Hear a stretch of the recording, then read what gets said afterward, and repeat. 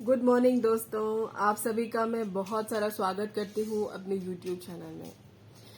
Administrative law के बारे में जो बहुत सारे वीडियो मैंने बनाए हैं, उम्मीद करती हूँ कि आप लोगों ने वो सारे देखे होंगे। अगर नहीं देखे हैं तो आप जाके प्लेलिस्ट पर चेक कर सकते हैं। और लास्ट लेक्चर में एडमिनिस्ट्रेटिव ट्रिब्यूनल के बारे में हम जान रहे थे और बहुत कुछ मैंने आपको उसमें बताया है। अगर वो भी आपने नहीं देखा है तो आप देखिएगा जाके, आपके बहुत काम आने वाला है। आज वाले लेक्चर में एडमिनिस्ट्रेटिव लॉ के ऊपर जो कंट्रोल होते हैं, जुडिशियल कंट्रोल, वो हम पढ़ने वाले हैं। और कंट्रोल करने के पहले हमें ये जानना होगा कि उन्हें कंट्रोल करने की जरूरत क्यों पड़ती है। जब कानून ने ही उन्हें अधिकार दिए हैं, कानून ने ही उन्हें शक्ति दी है, तो फिर कंट्रोल करने की जरूरत क्यों महसूस होती है। ऐसा हम सभी जानते हैं कि जो भी अधिकारी होते हैं, जो भी ऑथोरिटी होते हैं, वो अपने पावर का वही इस्तेमाल करते हैं, यानी उन्हें जो पावर दिए गए हैं अकॉर्डिंग टू लॉ, वही चीज वो यूज करते हैं। लेकिन इसके साथ ही साथ उन्हें डिस्क्रिएशनरी पावर भी दिए गए हैं, जिन्हें हम विवेकाधिकार की शक्ति कहते हैं। और विवेकाधिकार का इस्तेमाल वो लोग तब करते हैं जब उन्हें लगता है कि कोई ऐसा प्रोविजन, कोई ऐसा पॉइंट कानून की किताब में या उनके अधिकार में नहीं बताया गया है, तब उन्हें जरूरत पड़ती है उस समय अपने डिस्क्रिएशनरी पावर को यूज करने की। लेकिन हमेशा ऐसा नहीं होता कि वो अपने पावर जो उन्हें दिए गए हैं वो वहीं तक सीमित रखें। कभी कभी ऐसा भी होता है कि अपने पावर को यूज करने के दौरान वो अपने पावर से ज्यादा के पावर का इस्तेमाल कर जाते हैं। तो अपनी शक्तियों से ज्यादा शक्तियों का इस्तेमाल जो है वो अल्ट्रा वायरस कहलाता है। और डिस्क्रिएशन जो उन्हें दिया गया है, इसका वो कभी कभी गलत इस्तेमाल भी कर लेते हैं। तो उस पर कंट्रोल करने की जरूरत यहाँ पे बहुत जरूरी आन पड़ती है, बहुत जरूरत पड़ती है कि उन्हें कंट्रोल किया जाए। और अपने डिस्क्रिएशनरी पावर का जब वो एक्सेस इस्तेमाल कर जाते हैं, तो इसका फर्क सिर्फ डिपार्टमेंट पे ही नहीं पड़ता, इसका फर्क जो है आम जनता पे भी पड़ता है। इससे आम जनता के भी अधिकार प्रभावित होते हैं। तो अब तो बिल्कुल कंफर्म हो गया कि उस पर जुडिशियल कंट्रोल की जरूरत जो है बहुत जरूरी होती है, उन पर जुडिशियल कंट्रोल लगाना ही पड़ता है। अब इसके लिए एक इम्पॉर्टेंट केस है कि जहां पर सुप्रीम कोर्ट ने ये अच्छी तरीके से समझाया है कि आपको उन्हें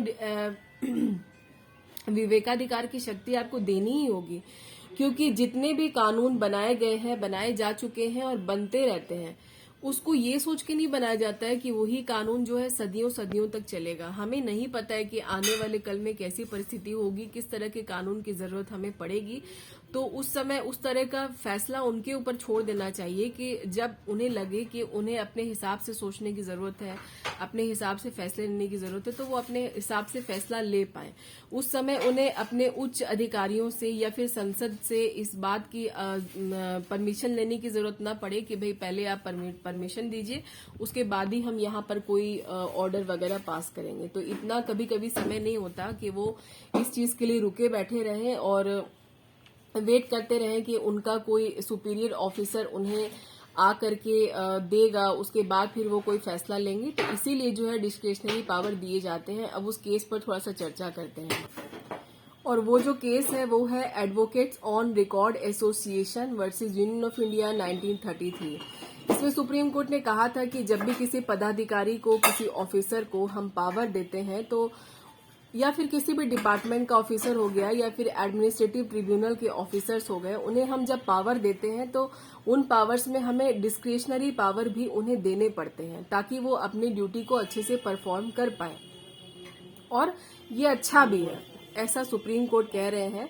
लेकिन एक अच्छे एडमिनिस्ट्रेशन के लिए हम उनके पावर को जो है घटा भी सकते हैं और बढ़ा भी सकते हैं। यानी कि जब हमें लगे कि वो अपने पावर का एक्सेस यूज कर रहे हैं, कौन से पावर, डिस्क्रिएशनरी पावर जो होते हैं, जब वो अपने विवेकाधिकार का मनमाना और गलत इस्तेमाल कर रहे हैं, तो हमें चाहिए कि हम उनके पावर को थोड़ा सा कम कर दें, ताकि ये मनमानेपन की जो संभावना है थोड़ी सी कम हो जाए। लेकिन उन्हें हमें विवेकाधिकार तो सौंपने ही पड़ेंगे, चाहे वो ट्रिब्यूनल के ऑफिसर्स हों या फिर कोई और डिपार्टमेंट के ऑफिसर हों।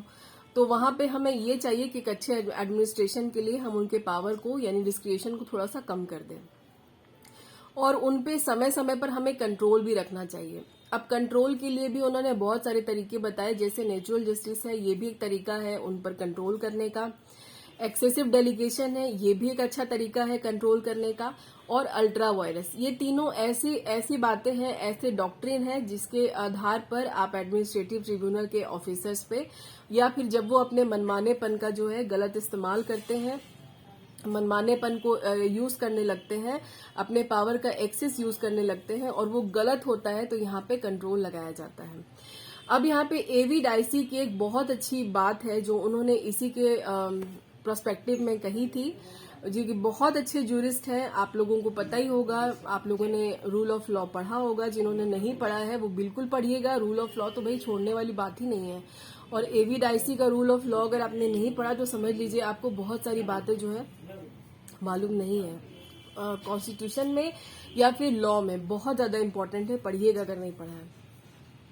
और अगर आपको समझ में नहीं आता है तो आप कमेंट सेक्शन में लिख के मुझे बता सकते हैं, मैं उसके लिए भी एक वीडियो आपके लिए बनाने की कोशिश करूंगी, लेकिन आप बताएंगे तो ही।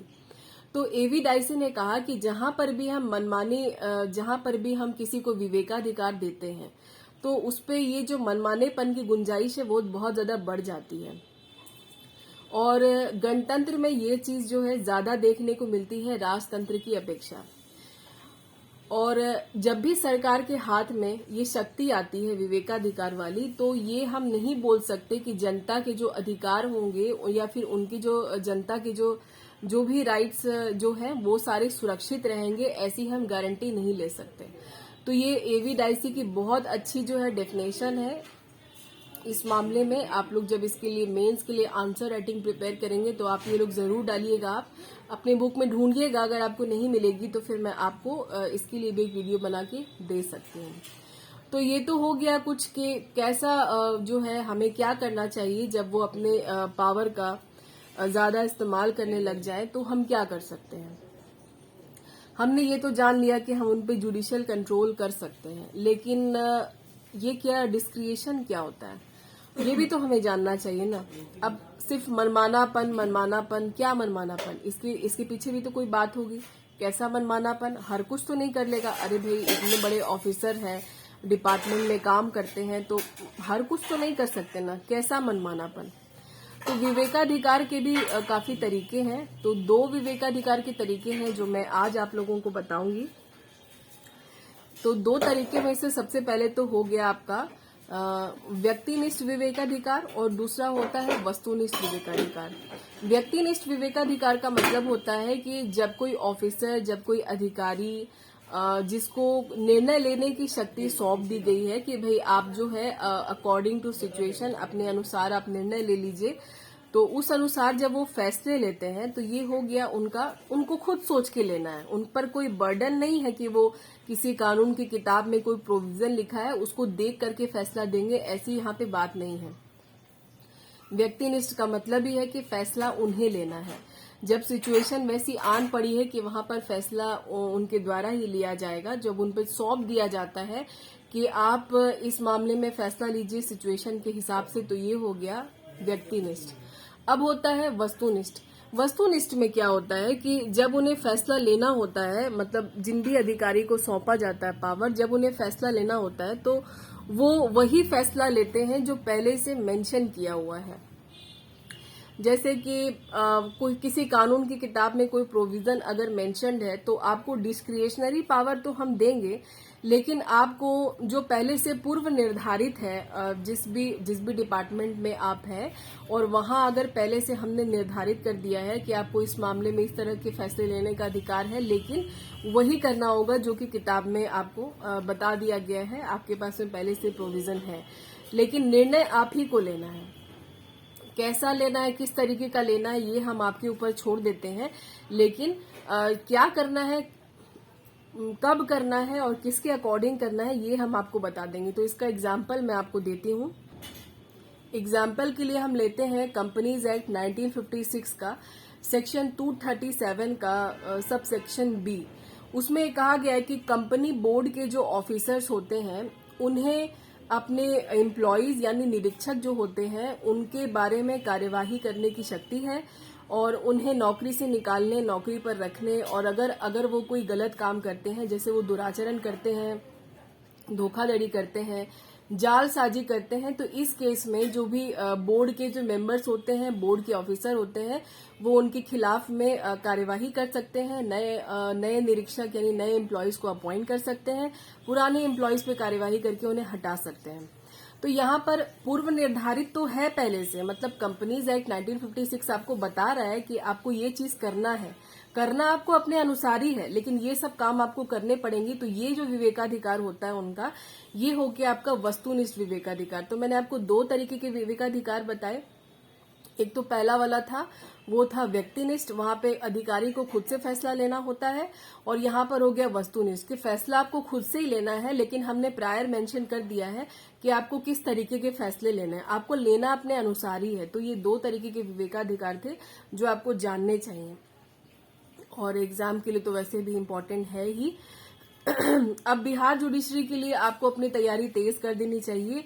इलेक्शन जो है पंचायत वाले वो खत्म होंगे, और उसके बाद में बीपीएससी जो है वैकेंसीज पे लग जाएंगी, नई वैकेंसीज के कामों पर। तो आप लोग अभी से तैयारी कीजिए। इतने सारे पेपर को इतनी जल्दी कवर कर पाना आसान नहीं है। साथ में जीके जीएस करंट अफेयर भी है। और अगर अभी तक आपने शुरुआत नहीं की है उस तरीके से जी जान से मेहनत करके पढ़ने की, तो आप शुरुआत कर दीजिए, क्योंकि अब समय नहीं है, और समय निकलते देर भी नहीं लगती है। 2021 कैसे बीता ये तो पता भी नहीं चला। मुझे नहीं पता चला, जिन लोगों को पता चला होगा वो कमेंट सेक्शन में मुझे बताइएगा, लेकिन मुझे तो बिल्कुल भी मालूम नहीं पड़ा कि ये साल कैसे बीता। और इतने सारे पेपर, अभी भी ऐसा लगता है कि आपके तैयार नहीं है। जब आप पढ़ने बैठे तो लगता है आपने जहां से खत्म किया था वहीं से आपको शुरुआत करनी पड़ गई। लॉ खैर है ही वैसी पढ़ाई। तो अभी के लिए, आज के लिए इतना ही। 11 मिनट का वीडियो जो है आई थिंक 12 मिनट का होने वाला है, और मैं पहले ही आपको बताई हूँ कि ज्यादा जो है वीडियो लंबा होता है तो बोरियत महसूस होती है। तो इतना ही काफी है। मिलूंगी आपसे नेक्स्ट वीडियो में एडमिनिस्ट्रेटिव लॉ के बाकी के लेक्चर को लेके। और अभी जो नेक्स्ट वीडियो में स्टार्ट करेंगे हम लोग, जुडिशियल कंट्रोल किस टाइप के होते हैं, कैसे होते हैं, वो आपको मैं बताऊंगी। जितना भी मेरे से हो सकेगा मैं आपकी मदद करने की कोशिश कर रही हूँ। आप लोग भी जी जान से पढ़ाई कीजिए, मेहनत कीजिए। तो मैं चलती हूँ और मिलूंगी आपसे जल्दी ही नेक्स्ट वीडियो में। तब तक के लिए आप लोग अपना ध्यान रखिए, मन लगा के पढ़िए, और कहीं दिमाग मत लगाइए, सिर्फ पढ़ाई पे दिमाग लगाइए, क्योंकि वही चीज है जो आपको काम देने वाली है। और अगर वैकेंसीज जो है बहुत सारी इधर उधर की आ गई तो आपको बहुत प्रॉब्लम हो जाएगी। तो आप पहले से प्रिपेयर करके रखिए। मेरे तरफ से आप सभी को all the best. Bye bye and take care.